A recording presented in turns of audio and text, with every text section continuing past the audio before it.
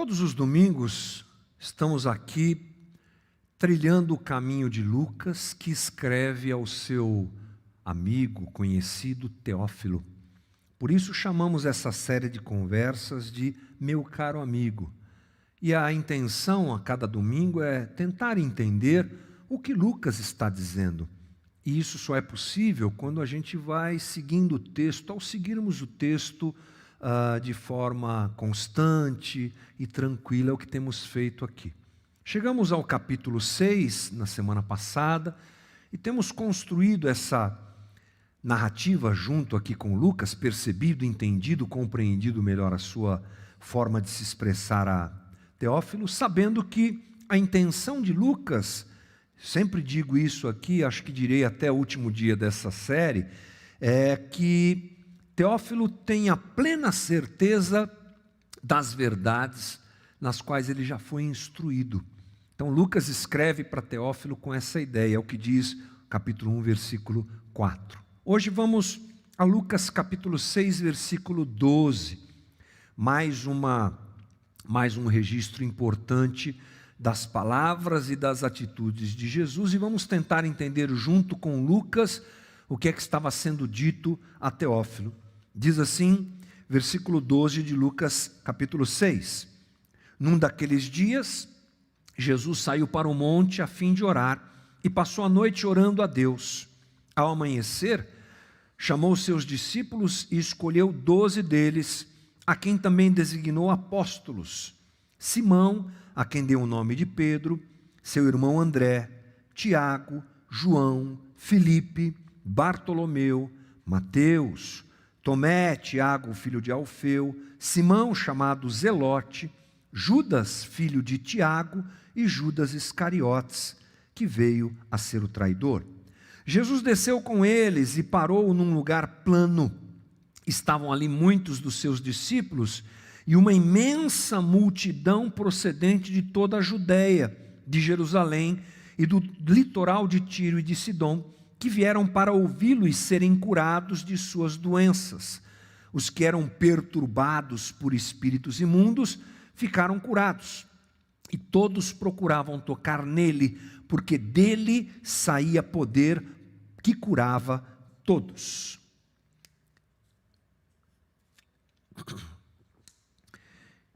Uma coisa que nós percebemos na narrativa de Lucas é que ele se esforça para apresentar a Teófilo aquilo que Jesus apresenta como uma nova vida, como um novo reino. Jesus sempre ele faz comparações e ele de alguma maneira desconstrói a religião de Israel, e ele faz isso falando, e ele faz isso curando, ele faz isso sinalizando o reino.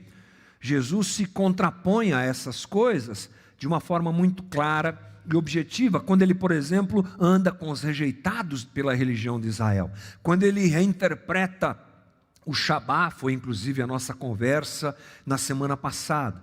O que Jesus então está fazendo, e Lucas registra isso de maneira muito especial, é tentando abrir os olhos daqueles que o ouvem, daqueles que acompanham o seu trabalho e ministério, a respeito do entorno cultural. O que a gente pode entender quando a gente diz isso? Entorno cultural, o jeito de se viver na sociedade em que você e eu estamos inseridos, e no caso daqueles que andavam com Jesus ali, na sociedade em que estavam inseridos.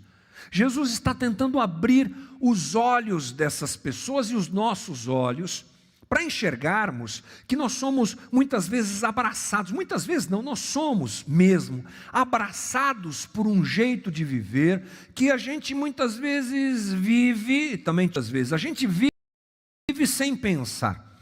Esse abraço do entorno cultural, o jeito em que a gente vive, o jeito que a gente responde às coisas, o que valorizamos, o que desprezamos, é alguma coisa que chega até nós, porque estamos dentro desse universo, estamos dentro dessa situação, e somos bombardeados dia a dia, para aprendermos a viver desse jeito que a sociedade diz que a gente tem que viver. Inclusive, achamos que amadurecer, nós abraçamos tanto isso, somos engolidos tanto por esse jeito de viver, que às vezes achamos que amadurecer é ser alguém que corresponde. Quanto mais nós correspondemos a esse jeito de viver, mais maduros nós nos avaliamos. É assim que lidamos com esse entorno cultural que chega até nós. O problema é que quanto mais nós abraçamos esse jeito de viver, esse espírito de época que chega até nós, nós não percebemos que estamos sendo domesticados. Que valores são em nós? Nos achamos livres, dizemos que somos livres, mas não somos realmente acorrentados àquela maneira de viver como a sociedade em que estamos quer que a gente viva. Jesus vem nos libertar dessa maneira convencional de viver. Diante da sabedoria social, e essa sabedoria aqui, obviamente, entre aspas, Jesus nos ensina a viver de uma maneira provocativa, não usual, não convencional. Isso inclui o quê? Compaixão, amor ao outro. Isso inclui transformação de caráter, luta pela dignidade humana. Essas coisas que nós não encontramos nessa sociedade em que estamos vivendo, onde vivemos. Jesus vem fazendo isso em Lucas. Ele vem desconstruindo essas coisas. E agora nós chegamos num momento em que Lucas registra 2 movimentos de Jesus, muito interessantes, e que tem tudo a ver com essa ação de Jesus em abrir olhos diante do jeito de se viver, diante da forma de se viver, mostrando existe um outro jeito de se viver. Existe o jeito do reino dos homens, mas existe o jeito de se viver do reino de Deus. E esses 2 movimentos, eles estão descritos no texto, e eles são muito simples: subir no monte e descer do monte. É isso mesmo. Você leu comigo, se você prestou atenção, foi isso que Jesus faz. É isso que Jesus faz. Primeiro movimento, ele sobe no monte. Confira comigo o que diz o versículo 12. Num daqueles dias, Jesus saiu para o monte a fim de orar e passou a noite orando a Deus. Primeiro movimento, Jesus sobe no monte. E ao subir no monte, Jesus passa uma noite inteira orando. Fazendo isso, ele está desconstruindo algumas coisas. O que Jesus está fazendo? Jesus, ele nos dá o exemplo claro e nos dirige a entender que um modelo de nova espiritualidade vem com o reino. Uma nova forma de relacionamento com Deus vem junto com o reino. Aquela prática ritualística, aquela prática ligada ao templo e à religião de Israel, perde o seu valor. Jesus apresenta um novo jeito de nós nos relacionarmos com Deus, e ele deixa claro que a espiritualidade a ser vivida pelos seus seguidores agora não é aquela espiritualidade convencional do sacrifício, não é mais a espiritualidade convencional do cumprimento da lei pelo cumprimento da lei. Jesus renova tudo isso. A espiritualidade apresentada por ele é outra, é a espiritualidade do reino. E assim a prática ritualística, ela perde importância. É interessante que nós sabemos que o texto bíblico nos registra que o véu se rasga no momento da morte de Jesus. O véu, você sabe, quando a gente fala sobre o véu, era um feltro feito de pele de animais, muito grosso, inclusive, dizem alguns estudiosos, que ficava na porta do Santo dos Santos. Aquele lugar que o sacerdote, o sumo sacerdote, entrava uma vez por ano. E Deus estava manifesto ali, ele se manifestava ali naquele local. Era um lugar realmente santo, santíssimo. Caso o sacerdote não tivesse feito as suas purificações adequadamente, ele corria o risco de morrer. Entrava lá com uma corda amarrada na cintura, e as suas vestes tinham sinetes, que eram usados para saber se ele estava vivo, né? Estava lá dentro fazendo barulho, opa, está vivo. Parou o barulho, pode puxar a corda porque ele morreu. O que acontece é que o texto nos diz que o véu se rasga. Jesus já está anunciando isso, porque ele sobe ao monte para orar. E lá ele encontra com o Pai. E lá, eu digo lá no monte, mas isso quer dizer que Deus agora não se reserva a um local específico. E o rasgar do véu que acontece mais à frente, estamos aqui no começo do texto de Lucas, é alguma coisa que Jesus antevê e já vai ensinando os seus discípulos sobre isso. O rito vazio agora não tinha lugar na rotina de busca a Deus. Lembrar que a palavra de Deus, ela está com corações voltados a Deus.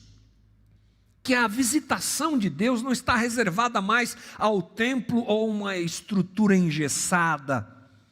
Lembre-se que João Batista, quando começa o texto de Lucas, nós lemos aqui, João Batista, ele não vai, sendo mesmo filho de sacerdote, ele não vai para o templo, ele vai para o deserto, e Deus está com ele no deserto.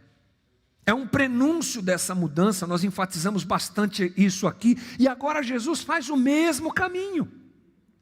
Ele não vai para as estruturas, ele vai para um relacionamento pessoal. O Espírito Santo não estava agindo mais dentro da religião de Israel, mas em corações sedentos por Deus. É o que Jesus está mostrando. E ele fala sobre isso, inclusive, de uma forma muito especial, quando ele encontra a mulher samaritana. Lembra desse texto? João capítulo 4, 23. Vamos ler o que a gente sabe de cor, mas vamos lá. No entanto, está chegando a hora, e de fato já chegou, em que os verdadeiros adoradores adorarão o Pai em espírito e em verdade. São estes os adoradores que o Pai procura. Deus é espírito, e é necessário que os seus adoradores o adorem em espírito e em verdade. Aquela mulher, ela quando se encontra com Jesus, ela tem aquela conversa com Jesus, Jesus pede água, lembra dessa história, não é? Ela, depois dessa primeira conversa, pergunta para Jesus, onde a gente deve adorar? Lá em Jerusalém? Lá no templo de Jerusalém? Ou aqui na minha terra, em Samaria? Qual é o lugar? E Jesus diz para ela, não tem mais lugar. O Senhor procura adoradores que o adorem em espírito e em verdade. Deus quer corações e vidas que sejam um altar constante a Ele, não só no monte, mas em todo lugar, em casa, no trabalho, na comunidade, seja lá onde você estiver e eu estiver. Aquilo que Jesus está dizendo e desmontando a respeito da religião é: Deus quer habitar em nós, e nós agora somos o templo onde Deus habita, e a nossa relação com Ele não está mais ligada a situações ritualísticas, vazias, mas a uma vida de busca e de entrega ao Senhor. Hebreus 13, 15 nos diz, por meio de Jesus Cristo, portanto, ofereçamos continuamente a Deus um sacrifício de louvor, que é fruto de lábios que confessam o seu nome. O autor de Hebreus, esse é um livro que a gente não sabe quem é o autor, mas é um livro incrível, óbvio, como todo texto bíblico. E aqui, durante a escrita do texto de Hebreus, o que fica claro a essa chegada de Jesus como sacrifício perfeito, como sacrifício único e máximo, e a desconstrução daquilo que era temporário, a datação, o prazo de validade que acabou daquilo que era temporário relativo à lei, agora é feito em Cristo e por Cristo, e agora o lugar da adoração sou eu e você, que buscamos a Deus onde estivermos. Não é mais um sacrifício de animais no templo a minha movimentação de adoração, é um sacrifício de louvor, é o que diz o autor de Hebreus aqui. sacrifício de louvor, de fruto de lábios que confessam o nome do Senhor em tudo que fazem, em tudo que vivem. Mas interessante que Jesus não está sozinho nessa subida para o monte. Vamos ler de novo, versículo 13. Ele descreve o seguinte: ao amanhecer chamou seus discípulos e escolheu 12 deles, a quem também designou apóstolos. Discípulos, apóstolos. Simão, a quem deu o nome de Pedro, seu irmão André, Tiago, João, Filipe, Bartolomeu, Mateus, Tomé, Tiago, filho de Alfeu, Simão, chamado Zelote, Judas, filho de Tiago, e Judas Iscariotes, que veio a ser o traidor. Pronto, Jesus não está sozinho. Do grupo que o acompanha, nós não temos informações aqui, mas era um grupo consistente, com certeza. Jesus andava e as pessoas queriam ser curadas, e as pessoas queriam ser beneficiadas de ouvi-lo, ele atraía muita gente, então com certeza tínhamos um grupo substancial aqui de gente, mas ele escolhe 12, esses daí que você acabou de ler comigo. Jesus está escolhendo o seu time, sabe como é que é? Ele está montando o time, que que dará sequência à obra que ele começa, e que serão responsáveis pela divulgação e a implantação do reino de Deus, esse que Jesus está apresentando, e futuramente serão os apóstolos do Senhor, e a igreja vem disso. Você sabe o que acontece, é o time que Jesus está montando ali. Eles ouvirão a partir de agora e viverão a partir de agora uma nova realidade. Na verdade, aqueles homens, eles são um sinal de que um novo povo está nascendo, porque Jesus até agora anda sozinho.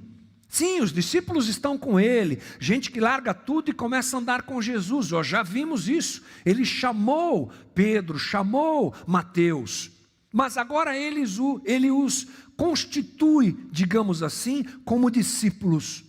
E são 12, né? Interessante isso. Um novo povo está nascendo. Por que 12? Lembre-se de Israel. Lembre-se de quantas tribos Israel tinha. 12. Lembre-se da rebeldia de Israel. Muito do que nós lemos realizado por Jesus, vivido por Jesus, tem a ver com aquilo que Israel não fez e não viveu. Porque Jesus vem para ser aquele que cumpre o papel que Israel não conseguiu cumprir. Esses links são muito incríveis dentro do texto bíblico. E aqui está mais um. Jesus chama 12 apóstolos, 12 discípulos, melhor dizendo. Eles são digamos assim, a mostra de um novo povo que vai chegar, que está nascendo a partir da obra de Jesus. Lembrando que o verdadeiro Israel, a partir de então, ele é formado por esse povo, que vai se chegando a Jesus, que vai reconhecendo Jesus como Senhor, que vai reconhecendo Jesus como aquele que reconcilia o homem com Deus, que vai reconhecendo Jesus como Rei. Esse é o povo que nasce, esse é o Israel de Deus. Olha o que Paulo diz em Romanos 2, 28. Não é judeu quem o é apenas exteriormente, não é circuncisão a que é meramente exterior e física, não, judeu é quem o é interiormente, e circuncisão é aquela operada no coração pelo Espírito e não pela lei escrita. Puxa vida, Paulo está dizendo categoricamente que agora essa nova nação, esse novo Israel, é formado por gente que é ligada a Jesus, transformada pela ação do Espírito de Deus e redimida pelo sangue de Jesus derramado por nós na cruz. É uma nova nação que está nascendo, que está surgindo. Não é mérito nenhum nosso. Mérito nosso é zero, tudo isso é misericórdia, mas é Jesus que está mostrando isso. Ele vai na contramão daquela instituição toda e traz o novo reino e um novo povo. O interessante é que esse grupo que anda com Jesus não é assim, digamos, um grupo mais adequado para alguém que é rei, que está formando um grupo de discípulos e de propagadores desse reino que ele traz. Esse grupo formado por Jesus é um grupo de gente esquisita. É sério. Não são os melhores, não são especialistas, não são os mais que Jesus chama. No grupo de Jesus estão publicanos e zelotes, que se odiavam. É o tipo de gente que nunca estaria junta, se não fosse por uma ação de Deus mesmo. Jesus chama gente comum e que tem muita diferença entre si, pecadores e até mesmo inimigos, como eu disse aqui, para serem os seus discípulos. Por que Jesus faz isso? Por que Jesus não chamou os bons, os bacanas, os conhecedores, os melhores? Porque ele chamou esse bando de gente, como eu disse aqui, esquisita. Pedro, um cara tão volúvel, um dia bom, um dia mau. Judas, o traidor está entre eles. Por quê? Porque o evangelho do reino não é o lugar para onde vão os bons. O movimento de Deus sempre é em direção a pecadores. A religião se cerca e agrega os melhores para ocuparem seus lugares de destaque. O evangelho do reino é feito para alcançar pecadores. Ele é o movimento de Deus para com pecadores. Por isso Jesus chama esses esquisitos para serem seus porta-vozes. É isso aí. Agora, não fique achando que você é muito diferente deles, nem eu posso achar isso, porque eu e você também fazemos parte dos esquisitos chamados por Jesus. Jesus gosta de gente esquisita. Ele veio para pecadores. E Jesus, então, diferente do que o entorno cultural diz, diferente do que a sociedade prega, ele se relaciona, sabe com quem? Com quem entende que é pecador, com quem entende que é mal. É isso que Jesus está desconstruindo. Lembre-se que eu abri o nosso papo falando sobre isso. Jesus quer desconstruir esse jeito humano errado de pensar. E o jeito humano errado de pensar vigente na nossa sociedade, ao nosso entorno, qual é? Os bons devem ser valorizados. E todo mundo, portanto, deve desejar ser bom. Uau, melhor, superior, especial, VIP, diferente.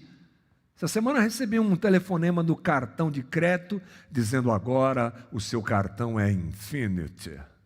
Falei para Ana, igual aquele cara do meme da internet, tipo assim. Porque a gente gosta de VIP, a gente gosta de uau, a gente gosta de mega, o evangelho do reino é para quem sabe que não é nada disso. Lembre-se que Jesus disse lá em Lucas, também já dissemos isso aqui, Lucas 5,31, Jesus lhes respondeu: não são os que têm saúde que precisam de médico, mas sim os doentes. Eu não vim chamar justos, mas pecadores ao arrependimento. Eu não vim chamar quem se acha justo. É uma certa ironia de Jesus nesse texto aqui. Eu não vim chamar quem se acha santo, bom, bacana, como vocês. Vocês não querem nada comigo. Vocês mataram os profetas que anunciaram isso que eu estou anunciando aqui. Vocês não quiseram nada com eles. E vocês também não querem nada comigo. Porque alguém que quer algo comigo precisa entender que é pecador. E esses esquisitos chamados por Jesus, ali no monte, diante de Deus, diante do Pai, naquele momento incrível em que Ele os chama como discípulos, são os esquisitos que entendem. Não somos ninguém. Não somos nada. Somos pecadores. quando nós juntamos pessoas esquisitas e inimigas e pecadoras em comunhão, alguma coisa está acontecendo, né, gente? O que é que está acontecendo? O que é que faz esse movimento? As pessoas se perceberem pecadoras e começarem a andar juntas. Deus está fazendo alguma coisa. Vou usar uma frase aqui do meu professor Bernardo Shaw no livro O Enredo da Salvação. Ele diz assim: toda vez que pessoas de diferentes classes sociais, etnias e preferências políticas se reúnem para juntos cantarem louvores, ouvirem a palavra, participarem da ceia e estenderem a paz do Senhor uns aos outros, elas estão subvertendo a mentalidade deste mundo, dando provas visíveis de que Jesus venceu a morte e começou a reverter seus efeitos alienantes. A igreja é o manifesto divino de que em Jesus Deus está restaurando a humanidade e o cosmo. Restaurando a humanidade e o cosmo e fazendo as pessoas entenderem que o entorno é o reino dos homens, dizendo um monte de bobagens para a gente, nos alienando da verdade de Deus. E Jesus traz essa libertação, fazendo a gente entender que a vida não é isso que nos prende, não é isso que nos torna alienados, mas vida é se curvar diante dele como pecador para ser nova criação e começar a viver como parte dessa redenção de Deus no cosmo e na humanidade. Mas outra coisa que acontece, linda, registrada por Lucas, é justamente o descer do monte. Falei para você, Jesus sobe e Jesus desce. Vamos ver lá o versículo 17. Jesus desceu com eles e parou num lugar plano.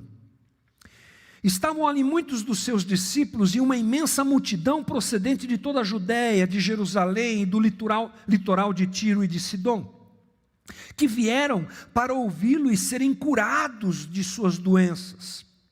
Os que eram perturbados por espíritos imundos ficaram curados, e todos procuravam tocar nele, porque dele saía poder que curava a todos. Uau! Subiu, se relacionou com o Pai, orou uma noite, chamou os seus discípulos, deu a eles a autoridade apostólica, já a gente fala sobre isso, e desce, que descida, desce para um lugar plano e encontra pessoas, gente. Descer do monte foi se enfiar no caos e na desordem do mundo dos homens. Que incrível isso, né? Jesus sobe, ora, fala com o Pai, escolhe os discípulos e desce. Quando ele desce é no meio do caos. Gente machucada, doente, ferida, endemoniada. É um forfé, como a gente fala. E é lá, para lá que ele vai. Jesus não fica isolado com Deus numa espiritualidade fake. Vamos ficar aqui. Pedro achou que ia ser assim, né, na transfiguração. Vamos ficar aqui. Não. Jesus sabe que verticalidade, relacionamento com Deus, e horizontalidade, relacionamento com pessoas, compõem a espiritualidade dada por Deus ao homem, e ele resgata isso. A manifestação da comunhão de Jesus com Deus é vista na sua disposição de ir até gente que necessita, cheia de problemas. Jesus desce cheio de comunhão com Deus, e para onde ele vai? Mostrar poder? Queimar gente? Não. Fazer feitos, ele vai em direção a quem precisa. Sabe como Jesus demonstra que está cheio de Deus, cheio de graça, cheio do Espírito Santo? Indo em direção a quem precisa. Jesus manifesta a sua relação com o Pai amando o outro. Quanto mais cheio de Deus, mais humano. e mais compassivo, Jesus é um verdadeiro tsunami de amor e de cuidado com o outro. O que é que isso faz nos lembrar? Do que a religião de Israel prega e vive. Os mais espirituais ficavam na praça se exaltando e diminuindo o outro. Lembre-se do fariseu que ora na praça e diz: Deus, eu sei que o Senhor me ama porque eu sou justo, eu sou isso, eu sou aquilo, eu não sou como esse publicano. A religião de Israel apresenta, e aliás não só a religião de Israel, a religião de uma forma normal, ela apresenta essa ligação com Deus de um jeito, e ela manifesta essa ligação, esse relacionamento com Deus de um jeito equivocado.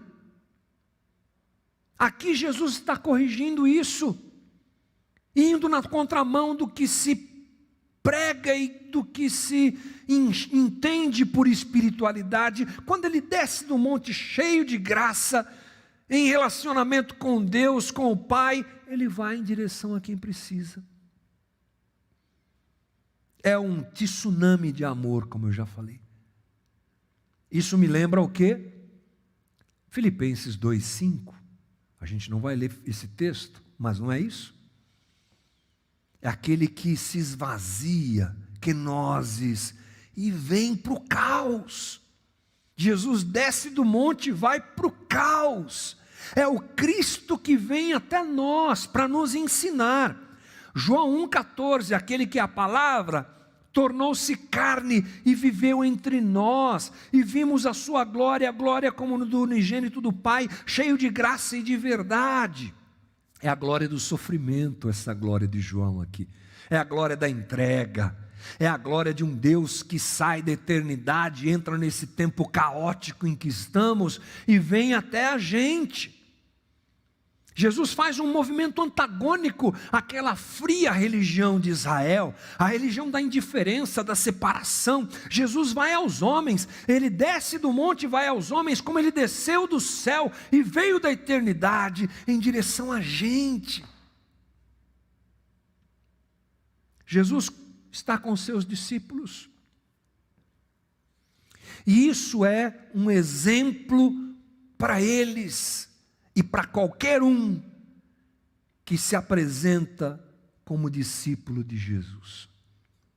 Como diz meu irmão, meu amigo Jorge Bruno, é paradigmático. Palavra difícil, né?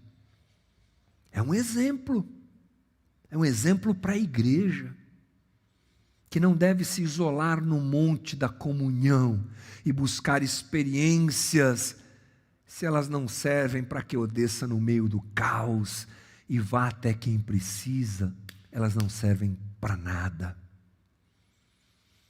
Missão da igreja é a santidade de estar diante de Deus todos os dias, essa consciência, porque estamos diante de Deus todos os dias, mas é a consciência de estar diante de Deus todos os dias, é o desejo de comunhão com Deus todos os dias, é o subir no monte, é buscá-lo, é adorá-lo, é conhecê-lo, é compreendê-lo, e é descer e ir para o caos. É a missão da igreja. Às vezes, quando a gente fala de missão da igreja, a ideia é missão transcultural. Eu lembro lá da Igreja Batista que eu participei há tantos tempos atrás, que de vez em quando aparecia o pessoal de missões, eu não sei muito bem de onde eles vinham, devia ser da Junta de Missões Batista, devia ser alguma coisa assim, eu era novo, não lembro bem disso, mas eles faziam o culto de missões, aí traziam alguns missionários, eles contavam as experiências, e geralmente eram experiências difíceis, né? Porque a vida de missionário é difícil, e aí eles faziam aquele apelo para todo mundo chorar mesmo e ver se levantava alguém, tipo um cordeiro no meio do matadouro lá. Eu vou ser missionário. A gente parece que pensa em missão de igreja, a gente pensa nisso, né?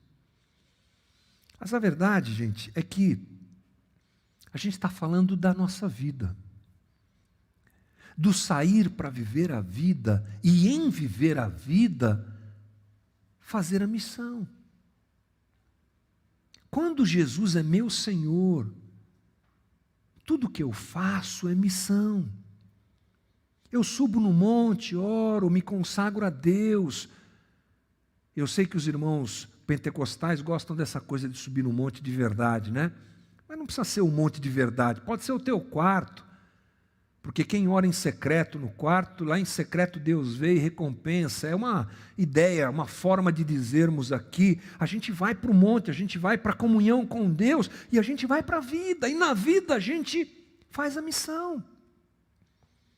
E na vida a gente apresenta os valores do Evangelho. E na vida a gente faz um contraponto a esse sistema de vida que nos impregna, que nos emburrece, que nos mata, como Jesus está fazendo o tempo todo, e os seus discípulos farão o tempo todo, e a gente também tem que fazer o tempo todo. O reino, ele passa a ser sinalizado a partir de agora por mais gente, que é devidamente elevado a essa condição, convocado para essa condição, vocacionado, até vou usar essa palavra que é melhor, vocacionado para isso. Todos nós somos vocacionados para isso. Agora não é só Jesus que anda fazendo o que faz, pregando o que prega, os discípulos vão com ele. E sobem no monte e descem com o pé no chão para fazer a missão. Penso que esse talvez seja um movimento que deve ser contínuo. Contínuo. É assim que a gente deve viver. Sobe no monte, fala com Deus, ouve a voz de Deus, se alimenta, tem comunhão, conhece Deus e vai para o caos. E vai para o caos. Nem só um e nem só outro. Mas também nós temos aqui o chamado de Jesus aos seus discípulos. E ele é bem instrutivo. O texto que nós lemos, deixa eu ver se a gente consegue ler de novo aqui. Deixa eu achar aqui nas minhas anotações mais acima, para a gente ler. Aqui, ó. Por favor, Sarinha, coloca Lucas 6,13 de novo na tela. Eu só preciso do versículo 13, para destacar uma coisa que já é o caminho final da nossa conversa. Diz assim: ao amanhecer, chamou seus discípulos, guarde isso, e escolheu 12 deles, a quem também designou apóstolos. Olha que interessante, Jesus está nos ensinando a subir no monte, ter comunhão com Deus, descer para o caos e fazer a missão. E o chamado de Jesus é bem interessante, porque ele chama os discípulos, matatés, no grego, aprendiz. Olha que legal, aprendiz. Eles vão aprender, mas ao mesmo tempo eles são vocacionados ao apostolado, e apóstolo é a palavra apóstolos no grego, que é mensageiro, enviado. Aprende e é enviado. Esses somos nós. Aprendemos os valores do reino. Aprendemos caminhando com Jesus, aprendemos na comunhão da comunidade, aprendemos no estudo do texto bíblico, aprendemos nessa relação com Jesus. Somos discípulos, somos aprendizes, mas somos também enviados. Enviados porque todos somos apóstolos nesse sentido. A igreja é uma igreja apostólica, todos nós somos enviados para fazermos esse mesmo caminho e essa mesma ação de Jesus, vivendo na contramão desses valores que tanto nos cercam e nos bombardeiam, e divulgando isso, e ensinando isso, e corrigindo essas coisas, e nos intrometendo dentro desse mundo caótico, como enviados de Deus para levar justiça onde tem caos. Onde tem injustiça, vai ter justiça. Eu sou enviado de Deus ali e vou fazer o meu melhor para que isso aconteça. Onde tem preconceito, isso vai acabar, ou vou lutar para que isso acabe. Esse mesmo movimento de Jesus, que dava reconhecimento aos inválidos, aos desprezados, é o que a gente faz, é o que a gente é convidado a fazer. Avante, igreja, vamos lá, a gente sobe no monte, aprende com Deus, tem comunhão com Deus e desce para o caos. Somos o povo de Deus, somos os apóstolos, os aprendizes também, mas os apóstolos que saem para pregar as boas novas e viverem as boas novas nesse mundo caótico. É isso que Lucas quer dizer para Teófilo. Presta atenção, Teófilo. Presta atenção. A espiritualidade que Jesus propõe, apresenta, a vida que Jesus apresenta, não é aquela dos rituais, é aquela da vida inteira diante de Deus. Presta atenção, Teófilo, a vida que Jesus propõe é nos encararmos, percebermos que somos perdidos pecadores, amados por Ele, como Ele amou e chamou aqueles discípulos. Presta atenção, Teófilo, Ele sobe no monte, Ele ora com o Pai e desce para o caos, assim é a nossa vocação. Presta atenção, Teófilo. Presta atenção, igreja. Preste atenção, meu irmão. É isso que a gente está construindo junto aqui. Que Deus nos abençoe. Vamos orar. Obrigado, Senhor, por essa manhã e por essa conversa. Para mim, altamente desafiadora. Eu te peço misericórdia, porque eu sei que eu nunca conseguirei falar aquilo que o Senhor quer falar. Mas eu te peço, Espírito Santo, que traduza da mente para os corações, a começar do meu, a começar da minha própria experiência, aprendendo a ser discípulo de Jesus e enviado de Jesus, mudando minha forma de ver, de compartilhar com as coisas desse mundo dos homens, me lembrando todo dia e tendo isso como verdade dentro de mim, que sou seguidor de Jesus Cristo e que vivo no reino de Deus. Me ajuda e ajuda meus irmãos a encarnarmos essa realidade. Não deixa a gente morrer na nossa fé, mas nos ajuda a subirmos no monte e termos relação viva e verdadeira com o Pai, e depois nos lançarmos no meio desse caos. Dá-nos graça em tudo isso e nos abençoa. Obrigado por mais um domingo, por mais uma transmissão, obrigado por mais uma conversa, que ela seja realmente significativa para nós e encontre lugar no nosso coração. Dá-nos uma boa semana. É a nossa oração, Senhor, em nome de Jesus. Amém. Deus te abençoe. Bom domingo. Valeu.